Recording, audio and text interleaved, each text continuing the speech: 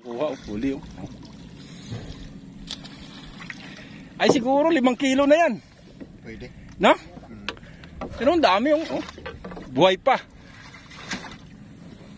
Kahapon nga, isang laglag ko lang, lagpas, marami pa dyan. Dito?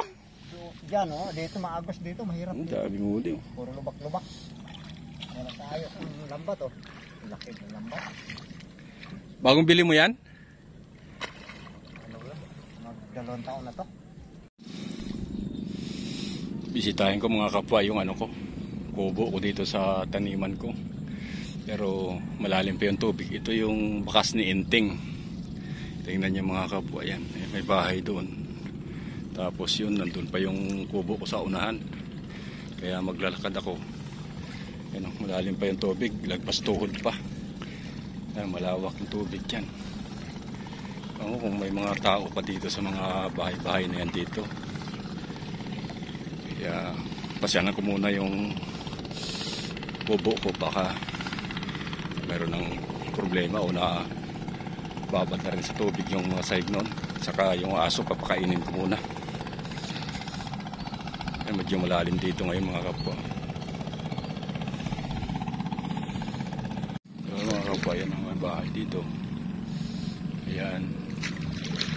Tapos yun mga bahay dito, lubog sa bahay. Yung iniwan ni Enting. May mga bahayan doon.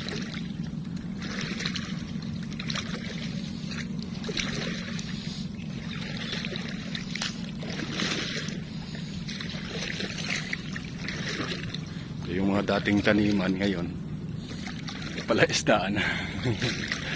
Palaisdaan ng mga kapwa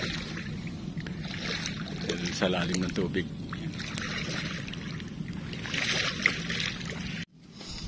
Tatay nag ano natabog niya yung mga tilapia para pumasok doon sa lambat niya kasi wala nang pagkakitaan dito ngayon. Yung dating gulayan to ngayon palaisdaan na. Yan siya mga kapwa. Tatakot yung mga tilapia, tapos takbo na naman, langoy ng langoy dyan sa tubig oh.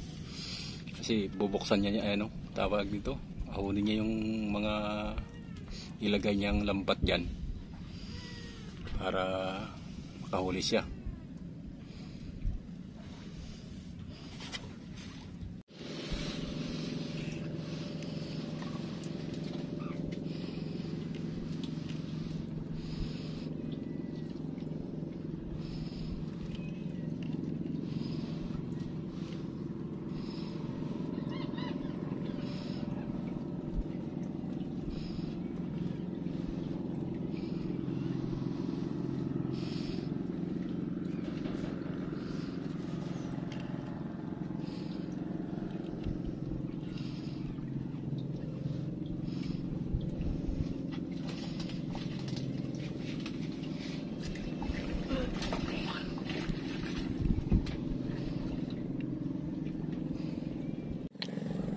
Good morning hapon mga kapwa. Rito din subong sa ano ko, yung dati kong taniman ng gulay.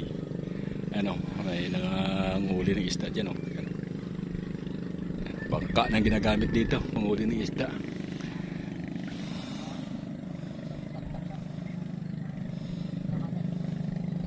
Kasi ano pa.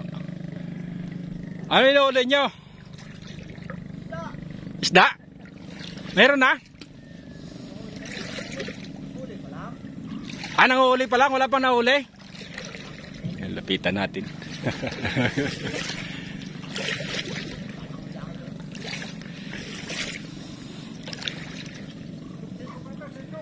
Lalim pala na dito.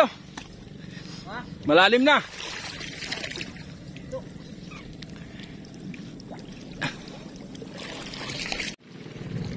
Pangit ang pagkakuha natin ah. Siya, may lambat eh. Kaya galing na yata dito yung isang nagbabangka kanina nag-ariya eh. Sos. Dati na pamilya mo, tatlong naglaga namin. Yung sako na 25 ang kilos, puno yan. Dito? Parang mga door light na ng 1 kilo eh. Ngayon ano na lang? Maliliit to eh.